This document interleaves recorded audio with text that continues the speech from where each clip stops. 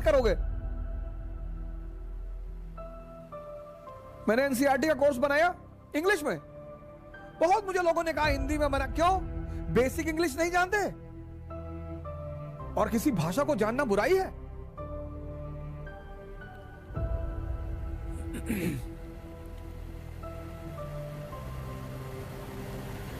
Indian delegation बाहर जाएगा तो कम से कम एक इंटरेक्शन का मीडियम तो होना चाहिए।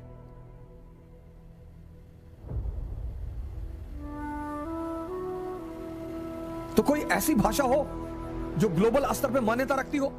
ब्रिटेन ने पूरी दुनिया पर शासन किया, तो अंग्रेजी एक ग्लोबल मान्यता प्राप्त भाषा है।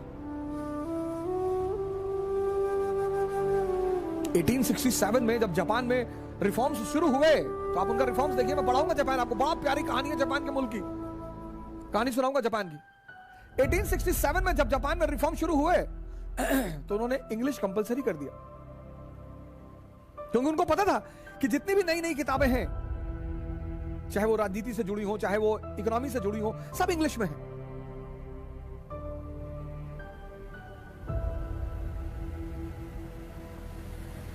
फिर धीरे धीरे उन्होंने, जब उनकी जनरेशन मैच्योर हो गई और आत्मसात कर लिया, तब उन्होंने अपनी भाषा में ट्रांसलेट कर लिया और धीरे से शिफ्ट कर गए।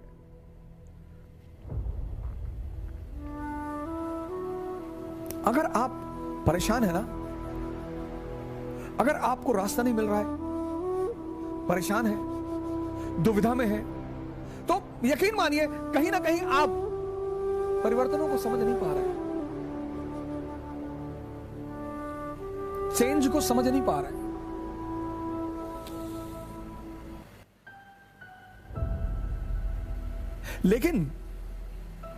लेकिन परिवर्तन का यह कतई मतलब नहीं होता कि संस्कृति के जो आधारभूत मूल हैं, every culture has some basic values.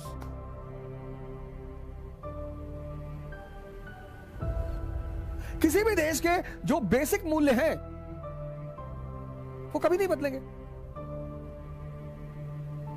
मैं जहां भी जाऊंगा गीता को लेके जाऊंगा, वो ऐसा हो ही नहीं सकता कि ना जाए। मैं बैठा रहता हूं तो भी रखी रहती है, मैं 1 मिनट के लिए शांत हो जाऊंगा तो भी उठा के एक आध लाइन में देख ही लूंगा। ये मेरे लिए किताब नहीं है,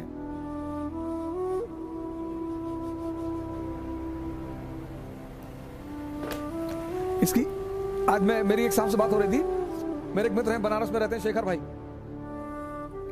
तो उन्होंने 2-3 किताबें मुझे भिजवाई और रामचरितमानस भिजवाया।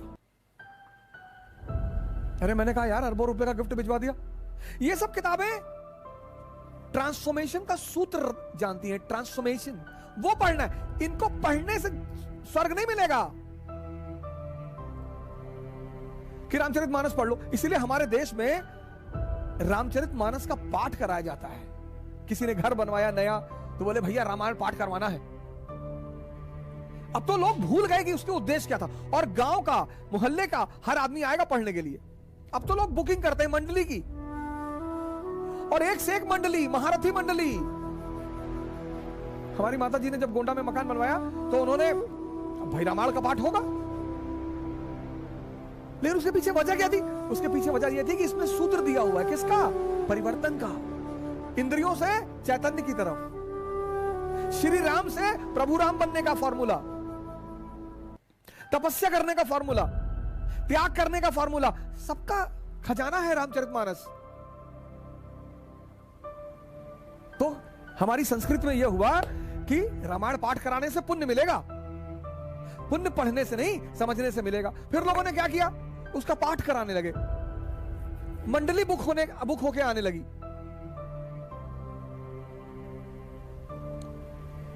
और वो जो बुकिंग भी मंडली आती पढ़ने के लिए, अब तो मोहल्लों में भाईचारा, गांव में भाईचारा कम है, और नई जनरेशन उसको पढ़ भी नहीं पाएगी।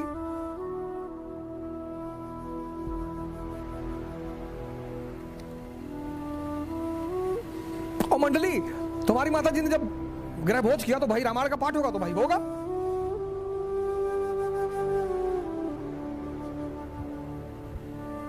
तो जो ग्रुप मंडली आई तो उन्होंने शाम को हमको बुलाया, कहा भैया व्यवस्था नहीं है हम लोग की। हमने कहा व्यवस्था?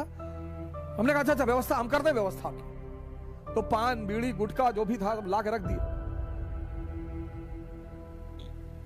फिर कहा व्यवस्था नहीं हुई। हमने कहा अब खा लोगे व्यवस्था में। अरे सिगरेट पी के, बीड़ी पी के, पान खा के, तंबाकू खा के रामचरितमानस पढ़ोगे? चीजें गलत नहीं है, लोग उनकी वास्तविक परंपरा भूल गए। उसके पीछे जो वास्तविक कारण थे, उसके पीछे जो साइंटिफिक रीजन था, लोग उसको भूल गए। कल इसी उद्देश्य के साथ आपसे फिर मुलाकात होगी। जय हिंद।